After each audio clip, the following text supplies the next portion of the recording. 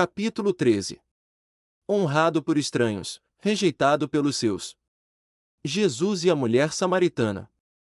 A rota direta da Judéia à Galiléia passava por Samaria, mas muitos judeus, especialmente os galileus, preferiam percorrer um caminho mais longo a atravessar a terra de um povo tão desprezado como os samaritanos. As desavenças entre judeus e samaritanos vinham crescendo havia séculos, e no tempo do ministério terreno de Nosso Senhor, haviam se transformado no mais intenso ódio. Havia mistura de raças entre o povo de Samaria, pois nele o sangue de Israel se mesclava com o dos assírios e de outras nações, e uma das causas da animosidade existente entre eles e seus vizinhos, tanto ao norte quanto ao sul, era a pretensão dos samaritanos de serem reconhecidos como israelitas, jactando-se por considerarem Jacó como seu pai, mas isto era negado pelos judeus.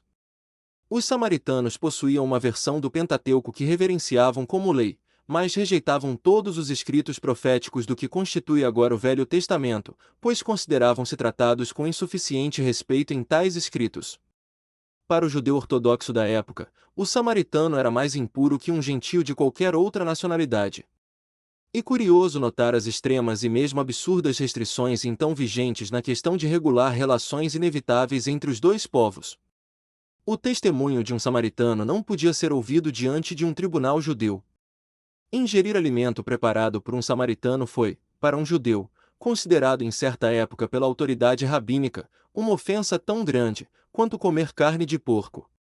Embora fosse admitido que a produção de um campo de Samaria não era impura, visto que brotava diretamente do solo, tal produção tornava-se impura, se submetida a qualquer tratamento sob as mãos dos samaritanos. Assim sendo, uvas e cereais podiam ser comprados dos samaritanos, mas nem o vinho nem a farinha provenientes dos mesmos, quando manufaturados pelo povo de Samaria. Em certa ocasião, o epíteto samaritano foi lançado a Cristo como insulto intencional. Não dizemos nós bem que és samaritano, e que tens demônio. A concepção samaritana da missão do esperado Messias era mais bem fundamentada que a dos judeus, pois os samaritanos davam maior preeminência ao reino espiritual que o Messias havia de estabelecer, e eram menos exclusivistas em suas ideias quanto a quem se estenderiam as bênçãos messiânicas. Em sua jornada para a Galiléia, Jesus tomou o caminho mais curto, através de Samaria, e, indubitavelmente, sua escolha tinha um propósito, pois lemos que era-lhe necessário passar por Samaria. A estrada atravessava ou contornava a cidade de Sicar, junto da herdade que Jacó tinha dado a seu filho José. Lá ficava a fonte de Jacó, tida em alta conta, não apenas por seu valor intrínseco como manancial inesgotável de água, mas também por sua associação com a vida do grande patriarca. Jesus, exausto e alquebrado pela viagem, descansou junto à fonte, enquanto seus discípulos se dirigiam à cidade para comprar alimento. Uma mulher veio encher seu cântaro e Jesus lhe disse: "Dá-me de beber." Pelas regras então vigentes da hospitalidade oriental, um pedido de água nunca devia ser recusado, se houvesse possibilidade de atendê-lo. Entretanto, a mulher hesitou, pois assombrou-se de que um judeu solicitasse um favor a um samaritano, por maior que fosse a necessidade. Ela expressou sua surpresa na pergunta: "Como, sendo tu judeu, me pedes de beber a mim, que sou mulher samaritana?" Por que os judeus não se comunicam com os samaritanos? Jesus, aparentemente esquecido da sede, em seu desejo de ensinar, respondeu-lhe dizendo: "Se tu conheceras o dom de Deus, e quem é o que te diz, dá-me de beber, tu lhe pedirias, e ele te daria a água viva." A mulher lembrou-lhe que ele não tinha balde nem corda com que tirar água do poço profundo, e inquiriu-o quanto ao significado de suas palavras, acrescentando: "És tu maior do que o nosso pai Jacó, que nos deu o poço, bebendo ele próprio dele, e os seus filhos, e o seu gado?" Jesus percebeu nas palavras da mulher um espírito semelhante àquele com que o erudito Nicodemos havia recebido seus ensinamentos. Ambos falharam igualmente em perceber a lição espiritual que ele transmitia. Jesus explicou à mulher que a água do poço seria de benefício apenas temporário, a sede retornaria àquele que dela bebesse. Mas, acrescentou ele, aquele que beber da água que eu lhe der nunca terá sede, porque a água que eu lhe der se fará nele uma fonte de água que salte para a vida eterna. O interesse da mulher foi vivamente aguçado, ou pela curiosidade ou por uma emoção de caráter mais profundo, pois, transformando-se agora na suplicante e dirigindo-se a ele por um título respeitoso, disse: "Senhor, dá-me dessa água, para que não mais tenha sede e não venha aqui tirá-la." Ela nada podia enxergar além da vantagem material ligada à água que de uma vez por todas mataria a sede. Sede. O resultado da bebida que tinha em mente seria conferir-lhe imunidade contra uma premência corporal, poupando-lhe o trabalho de vir servir-se da fonte. O assunto da conversação foi mudado abruptamente por Jesus, que lhe disse que fosse, chamasse seu marido, e retornasse. À sua resposta de que não tinha marido, Jesus revelou-lhe seus poderes sobre-humanos de discernimento, afirmando que ela falará a verdade, pois que tivera 5 maridos, conquanto o homem com quem então morava não fosse seu marido. Certamente, nenhum ser comum poderia ter assim lido a triste história de sua vida. Ela, impulsivamente, confessou essa convicção, dizendo: Senhor, vejo que és profeta. Quis então mudar de assunto, e apontando para o monte Gerizim, sobre o qual o sacrílego sacerdote Manassés havia erigido um templo samaritano, comentou, sem muita relação com o que havia sido dito antes: Nossos pais adoraram neste monte, e vós dizeis que é em Jerusalém o lugar onde se deve adorar.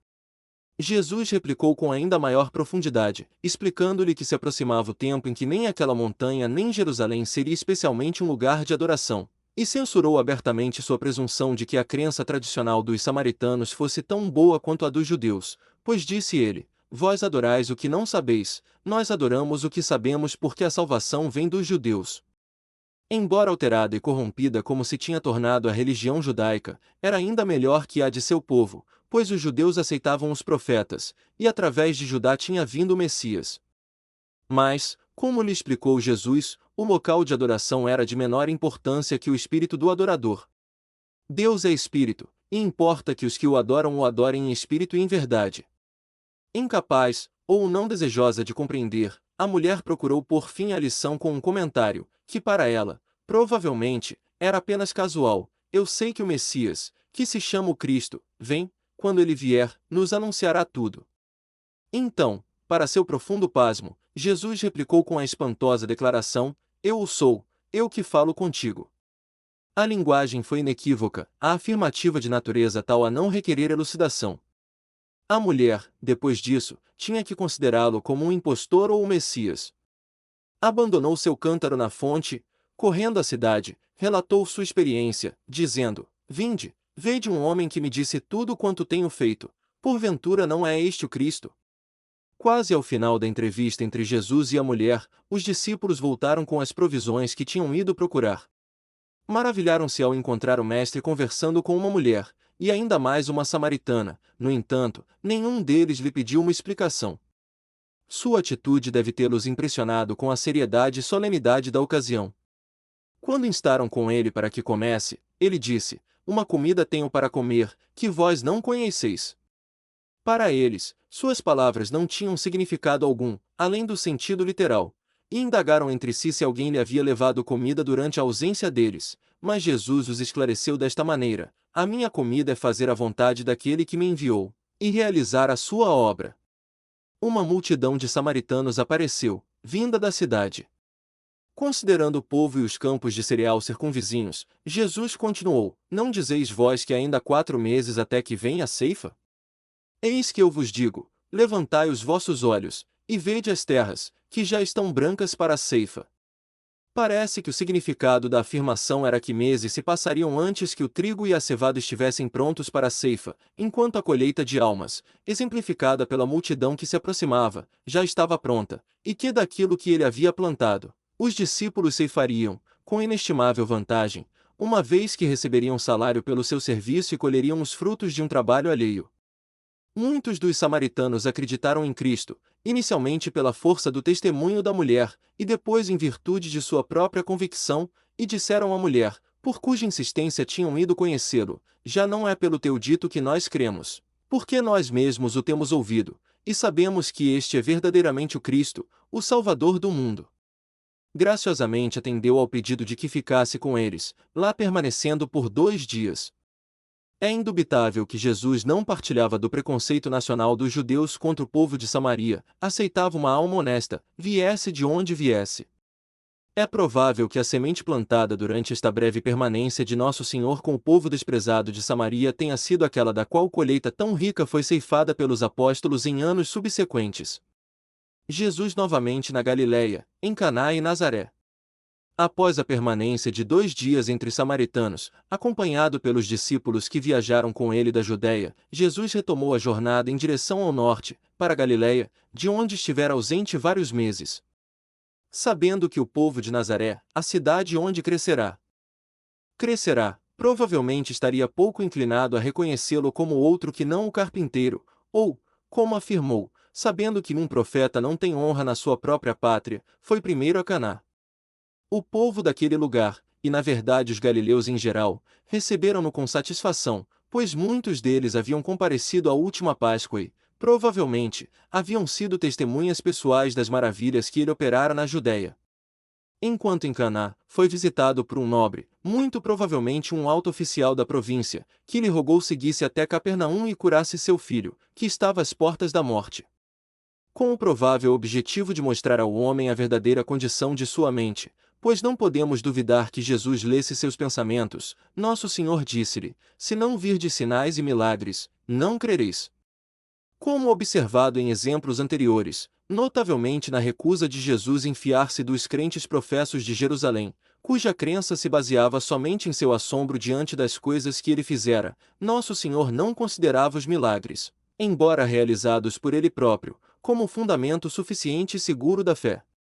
O súplice nobre, angustiado pelo estado precário de seu filho, de maneira alguma se ressentiu da censura que uma outra criatura capciosa poderia ter percebido nas palavras do Senhor, mas, com humildade sincera, que demonstrou sua convicção de que Jesus poderia curar o menino, renovou sua súplica, dando-lhe ênfase: Senhor, desce antes que meu filho morra.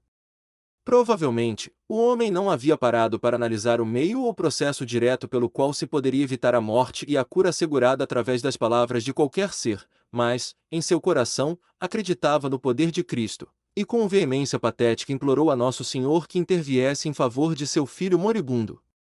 Ele parecia considerar necessária a presença do Cristo, e seu grande temor consistia em que o filho morresse antes da chegada do Salvador. Disse-lhe Jesus: vai, o teu filho vive. E o homem creu na palavra que Jesus lhe disse, e foi-se.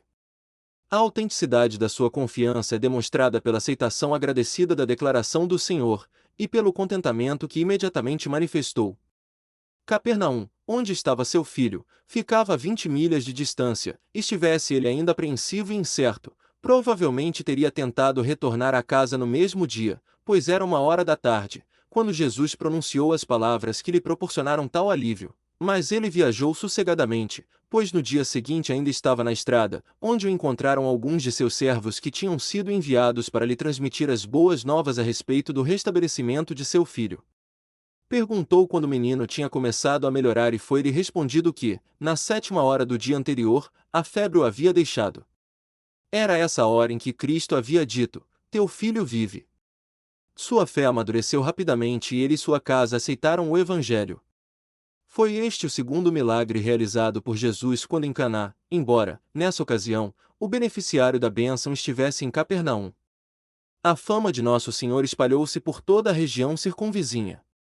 Durante um período não estabelecido de maneira definitiva, ensinou nas sinagogas das cidades e foi bem recebido, e por todos era louvado.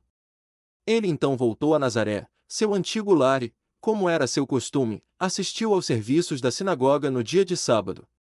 Muitas vezes como menino e homem, ele havia sentado naquela casa de adoração, ouvindo a leitura da lei e dos profetas, e os comentários ou targums por leitores designados, mas agora, como reconhecido mestre de idade legal, estava qualificado para tomar o lugar do leitor. Nesta ocasião, ele se levantou para ler, na parte do serviço em que extratos dos livros proféticos deviam ser lidos para a congregação. O ministro encarregado passou às suas mãos o rolo, ou livro, de Isaías. Ele o abriu na parte conhecida por nós como o começo do capítulo 61 e leu: O Espírito do Senhor é sobre mim, pois que me ungiu para evangelizar os pobres, enviou-me a curar os quebrantados do coração, a pregar liberdade aos cativos, e restauração da vista aos cegos, a pôr em liberdade os oprimidos, a anunciar o ano aceitável do Senhor. Devolvendo o livro ao ministro, sentou-se. Era permitido ao leitor, no serviço da sinagoga judaica, tecer comentários explanatórios sobre o que havia sido lido, mas para tanto, deveria sentar-se. Quando Jesus tomou seu lugar, O povo sabia que ele iria explicar o texto, e os olhos de todos na sinagoga estavam fitos nele. A escritura que ele havia citado era reconhecida por todas as classes como especificamente referente ao Messias, cuja vinda a nação esperava. A primeira sentença do comentário de Nosso Senhor foi surpreendente, não envolvia qualquer análise trabalhosa, qualquer interpretação escolástica, mas uma aplicação direta e inequívoca. Hoje se cumpriu esta escritura em vossos ouvidos. Havia tal nobreza em suas palavras, que todos se maravilharam, dizendo: não é este o filho de José? Jesus conhecia os pensamentos do povo, mesmo não tendo ouvido suas palavras, e, antecipando a crítica que lhe fariam, disse: sem dúvida me direis este provérbio: médico, cura-te a ti mesmo, faze também aqui na tua pátria tudo o que ouvimos ter sido feito em Cafarnaum. E disse: em verdade vos digo que nenhum profeta é bem recebido na sua pátria. Em seu coração, ansiavam por um sinal, maravilha ou milagre. Sabiam que tal havia sido feito por Jesus em Caná, e que um menino em Cafarnaum tinha sido curado por sua palavra. Também em Jerusalém ele havia assombrado o povo com suas obras poderosas. Deveriam eles, seus concidadãos, ser menosprezados? Por que não entretê-los com algumas exibições de seus poderes? Ele continuou seu discurso, lembrando-lhes que, nos dias de Elias, quando por 3 anos nenhuma chuva caíra e a fome então reinava, o profeta fora enviado a apenas uma das muitas viúvas, sendo esta uma mulher de Sarepta em Sidras, uma gentia, e não uma filha de Israel. E novamente, embora houvesse muitos leprosos em Israel nos dias de Eliseu, apenas um leproso, e este sírio, não israelita, havia sido curado por meio do ministério do profeta, pois somente Naamã manifestara a fé indispensável. Grande foi, então, a ira desse povo. Ousava ele classificá-los como gentios e leprosos? Iam eles ser comparados aos desprezados descrentes, e ainda mais pelo filho do carpinteiro da vila, que havia crescido na sua comunidade. Vítima de ira diabólica, agarraram o Senhor e levarão-no ao cume do monte em cujos aclives estava construída a cidade, determinados a vingar seus sentimentos feridos, arremessando-o dos penhascos rochosos. Assim, cedo em seu ministério, as forças da oposição atingiram intensidade assassina. Mas a hora de Nosso Senhor morrer ainda não havia chegado. A população enfurecida foi incapaz de dar um passo além do que sua suposta vítima permitiu. Ele, porém, passando pelo meio deles, retirou-se. Se eles se intimidaram com a nobreza de sua presença, silenciaram pelo poder de suas palavras, ou se detiveram em virtude de alguma intervenção mais espantosa, não sabemos. Ele se afastou dos nazarenos descrentes, e a partir daí, Nazaré não foi mais o seu lar. Em Capernaum. Jesus dirigiu-se para Capernaum, que se tornou para ele lugar de moradia, como outros que tivera na Galiléia. Lá ensinou, particularmente nos dias de sábado, e o povo estava maravilhado com sua doutrina, pois ele falava com autoridade e poder. Na sinagoga, em uma dessas ocasiões, achava-se um homem que era vítima de possessão e sujeito às assolações de um mau espírito, ou, como o texto poderosamente afirma, um homem que tinha um espírito de um demônio imundo. E significativo o fato de que este mau espírito, que havia ganho tal poder sobre o homem a ponto de controlar suas ações e fala, tenha ficado aterrorizado diante de Nosso Senhor e gritado em alta voz, embora suplicantemente: Ah! Que temos nós contigo, Jesus Nazareno? Vieste a destruir-nos? Bem sei quem és, o Santo de Deus. Jesus repreendeu o espírito impuro, ordenando-lhe que se calasse e deixasse o homem. O demônio obedeceu ao mestre e depois de lançar a vítima em violenta, embora inofensiva convulsão, deixou-a. Tal milagre fez com que os espectadores se maravilhassem ainda mais, exclamando: que palavra é esta que até aos espíritos imundos manda com autoridade e poder e eles saem? E a sua fama divulgava-se por todos os lugares, em redor daquela comarca. Na noite do mesmo dia, quando o sol se havia posto, e, portanto, depois que o sábado havia passado, o povo rodeou, trazendo seus amigos e parentes enfermos, e a estes Jesus curou de várias doenças, quer do corpo, quer da mente. Entre os assim aliviados havia muitos possuídos por demônios, e estes clamavam, testificando forçosamente a autoridade divina do Mestre: Tu és o Cristo, o Filho de Deus. Nestas como em outras ocasiões, encontramos maus espíritos expressando pela boca de suas vítimas o conhecimento que tinham de que Jesus era o Cristo, E em todas essas passagens, o Senhor silenciou-os com uma palavra, pois não queria testemunho como deles para testar sua divindade. Aqueles espíritos eram do séquito do demônio, membros das hostes rebeldes e vencidas, que haviam sido expulsos pelo poder da mesma criatura cuja autoridade e poder agora reconheciam em seu frenesi demoníaco. Juntamente com o próprio Satanás, seu chefe derrotado, permaneceram sem corpos, pois a todos eles, os privilégios do segundo estado ou estado mortal foram negados. A lembrança que tinham das cenas que culminaram com sua expulsão do céu foi avivada pela presença do Cristo, embora estivesse ele em um corpo de carne. Muitos escritores modernos tentam explicar o fenômeno da possessão demoníaca e ao lado destes, há muitos que negam a possibilidade de domínio real da vítima por personagens espirituais. Entretanto, as Escrituras são explícitas ao evidenciarem o contrário. Nosso Senhor fez distinção entre tal tipo de enfermidade e a simples doença corporal em suas instruções aos 12: curai os enfermos, limpai os leprosos, ressuscitai os mortos, expulsai os demônios. No relato dos incidentes que agora consideramos, o evangelista Marcos observa a mesma distinção: trouxeram-lhe todos os que se achavam enfermos, e os endemoninhados. Em várias ocasiões Cristo, ao repreender demônios, dirigiu-se a eles como a indivíduos distintos do ser humano afligido, e, em uma dessas vezes, ordenou ao demônio: sai dele, e não entres mais nele. Neste assunto, como em outros, a explicação mais simples é a verdade correspondente às teorias baseadas em outros fundamentos que não as Escrituras são duvidosas. Cristo associou os demônios com Satanás, de maneira inequívoca, especificamente em seu comentário sobre o relato dos 70, a quem dera autoridade e enviará adiante, e que testificaram, ao retornar, que até mesmo os demônios se lhes tinham sujeitado através do seu nome. E aqueles servos fiéis, ele disse, e via Satanás, como raio, cair do céu. Os demônios que tomavam posse dos homens, anulando seu livre-arbítrio e compelindo-os a obedecerem a ordens satânicas, são os anjos do demônio, sem corpos, cujo triunfo é afligir os mortais, e, se possível, impeli-los ao pecado. Para alcançarem a satisfação de ocupar um corpo de carne, esses demônios anseiam até mesmo por corpos de animais.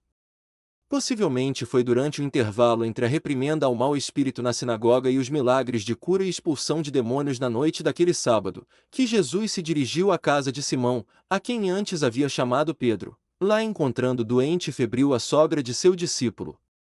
Aquecendo ao pedido de fé, ele expulsou a doença, a mulher foi curada, levantou-se da cama e dispensou a hospitalidade de sua casa a Jesus e àqueles que com ele estavam.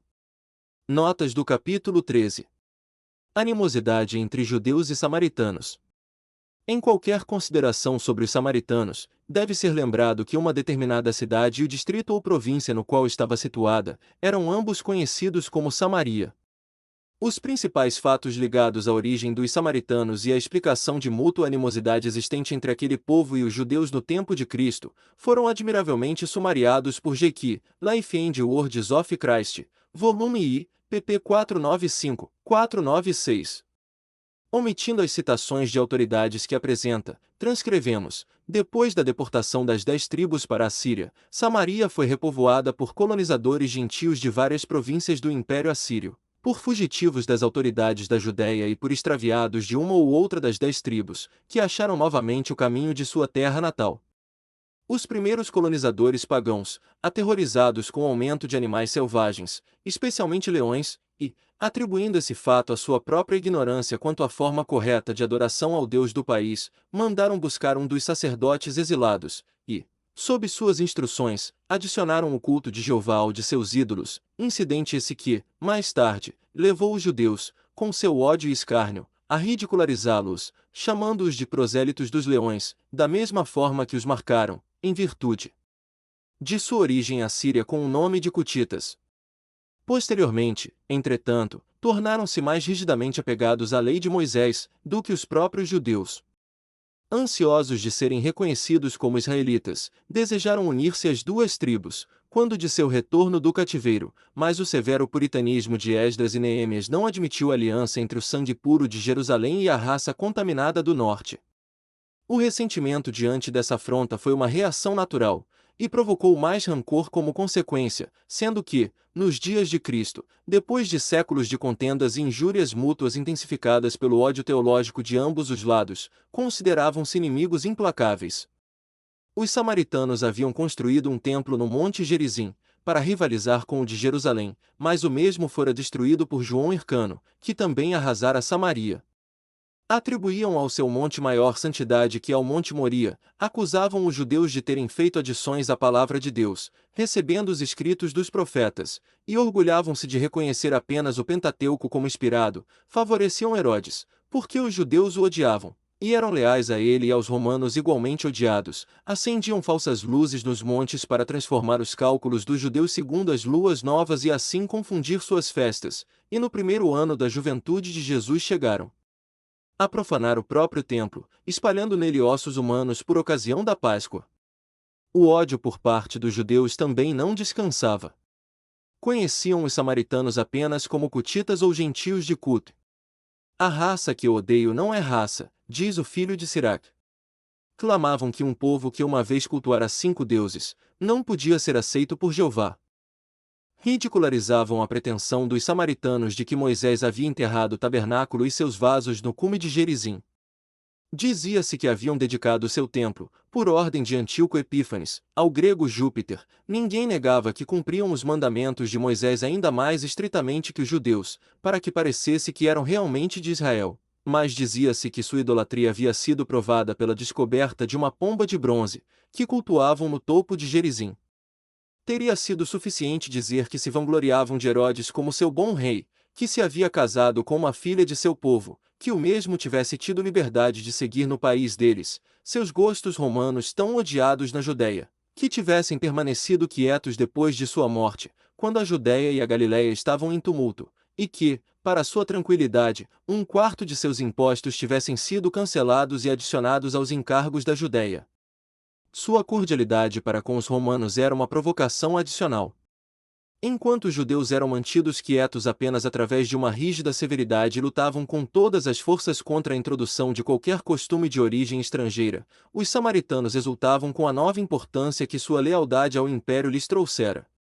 Siquém florescia, perto dali, em Cesareia, o procurador presidia a sua corte, uma divisão de cavalaria, em quartéis em Sebaste, antiga Samaria, fora estabelecida no território. Os estrangeiros romanos eram mais do que bem recebidos, quando resolviam gozar o verão em seus umbrosos vales.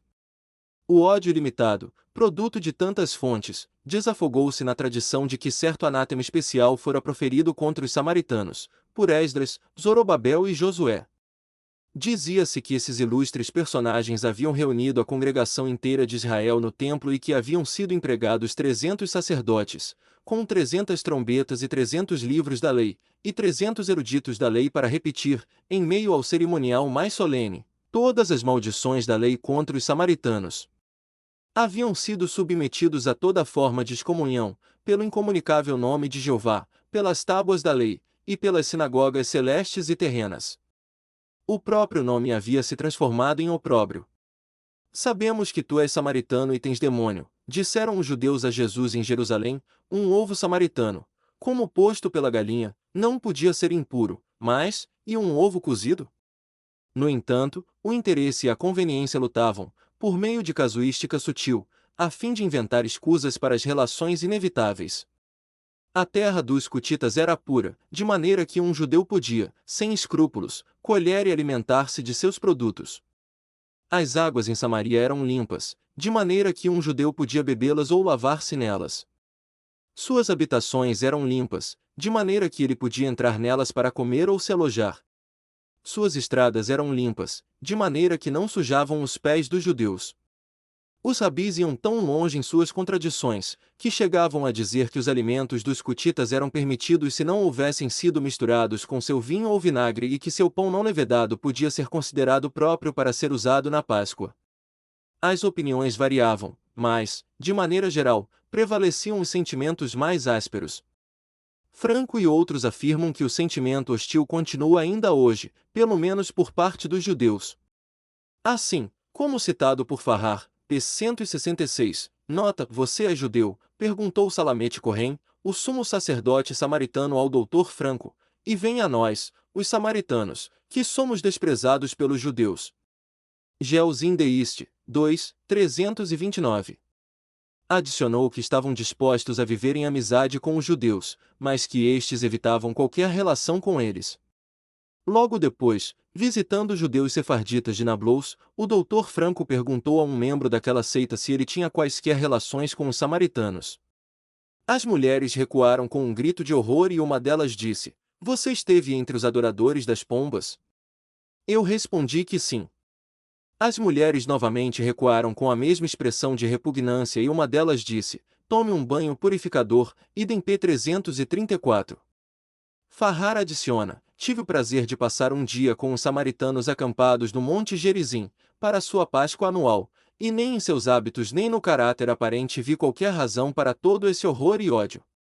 Sicar, a cidade em que morava a mulher samaritana com quem Jesus conversou junto ao poço de Jacó, aparece com o nome de Sicar, em João 4:05. Esse nome não aparece em nenhum outro lugar na Bíblia. Tentativas foram feitas para identificar o lugar com Siquém, cidade estimada pelos judeus por motivo de sua preeminência em relação à vida dos primeiros patriarcas. Atualmente, admite-se, entretanto, que Sicar era uma pequena vila situada no local em que hoje se encontra Ascar, que segundo Zenos é uma aldeia com uma fonte e algumas tumbas antigas lavradas na rocha, cerca de 1 quilômetro ao norte do Poço de Jacó. O nobre de Capernaum, o nome do nobre cujo filho foi curado pela palavra de Jesus, não é fornecido. As tentativas para identificá-lo com Chuza, procurador de Herodes Antipas, são baseadas em tradição incerta. A família do nobre aceitou os ensinamentos de Cristo. Joana, esposa de Chuza, procurador de Herodes, Lucas 8:3, estava entre as gratas e honradas mulheres a quem Nosso Senhor havia ministrado e curado, e que contribuíam com bens para o desenvolvimento de sua obra. Não se deve confundir tradição não confirmada com história autêntica. Os Targums são antigas paráfrases judias das Escrituras, que eram apresentadas nas sinagogas na linguagem comum do povo. No tempo de Cristo, a língua falada pelos judeus não era o hebraico, mas um dialeto aramaico. Edersheim afirma que o hebraico puro era a linguagem dos eruditos e das sinagogas, e que as leituras públicas das Escrituras precisavam ser feitas por um intérprete. Na verdade, nos primeiros tempos, diz ele, era proibido ao meturgema, intérprete, ler sua tradução ou escrever um targum, a menos que a paráfrase fosse considerada como possuindo a mesma autoridade que o original. O uso de targuns escritos foi autorizadamente sancionado antes do fim do segundo século depois de Cristo. E esta a origem dos dois targuns mais antigos que existem, o de Onquelos, como é chamado, sobre o Pentateuco, e um sobre os profetas, atribuído a Jonatas, filho de Uziel.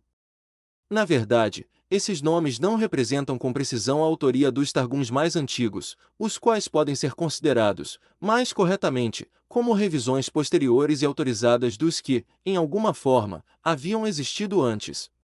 Mas, embora essas obras tenham sua origem na Palestina, é digno de nota o fato de que na forma em que hoje as possuímos, são o produto das escolas da Babilônia. Life and Times of Jesus de Messia, volume I, pp. 10 e 11.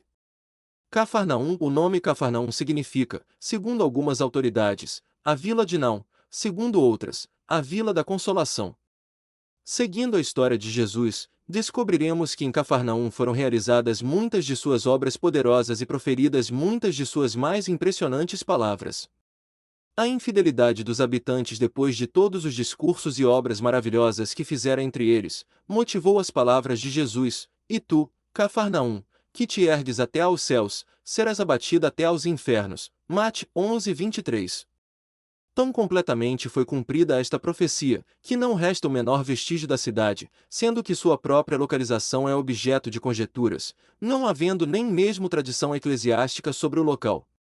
Atualmente, há dois lugares que fazem reivindicações insistentes, ambos apresentando argumentos baseados em probabilidades, de maneira que torna a questão das mais difíceis na topografia sagrada.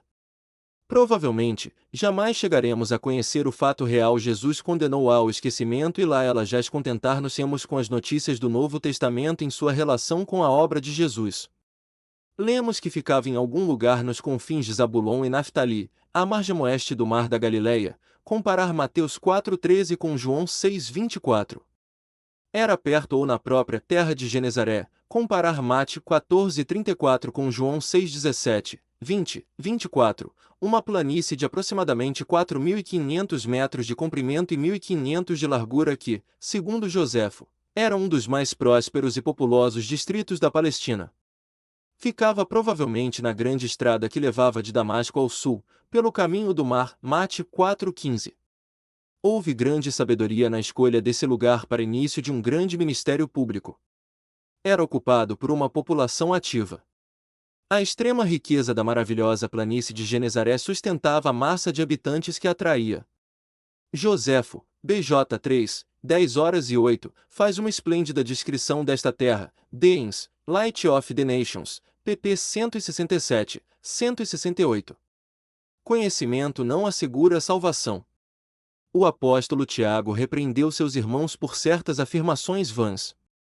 Tiago 2,19, disse ele, declarai com orgulho e satisfação vossa crença em Deus, vangloriai-vos de distinguir-vos dos idólatras e gentios por aceitardes um só Deus, fazeis bem em professar e crer dessa maneira, mas, lembrai-vos, há outros que fazem o mesmo, até os demônios acreditam, e, podemos acrescentar, tão firmemente que estremecem ao pensar no destino que essa crença assegura.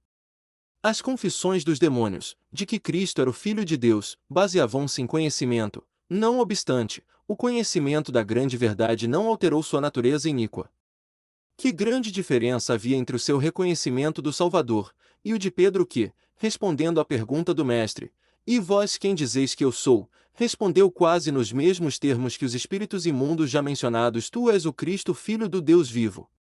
A fé que Pedro possuía já manifestara seu poder vivificante, fizera-o abandonar muito do que lhe era caro, seguir seu Senhor em meio a perseguições e sofrimento.